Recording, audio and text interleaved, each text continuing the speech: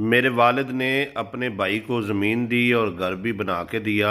दरमियान की दीवार का क्या हल होगा अगर हम अपना घर सेल करते हैं।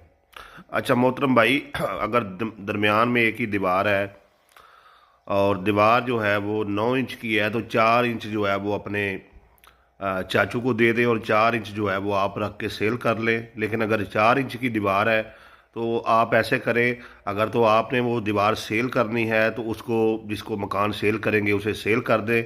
नहीं तो फिर वो आप अपने, जिन्हें चाचू को मकान बना के दिया है तो उसे दीवार भी दे दें, और जो बंदा आपसे मकान ख़रीदे उसे कहे कि इस साइड से अपनी दीवार जो है वो अलग से कर ले। दीवार आपने जिसे मकान सेल करना है उसे देनी है या नहीं देनी, ये आपने पहले से तय करना है और स्टाम्प में और रजिस्ट्री में बकायदा इसे लिख दें।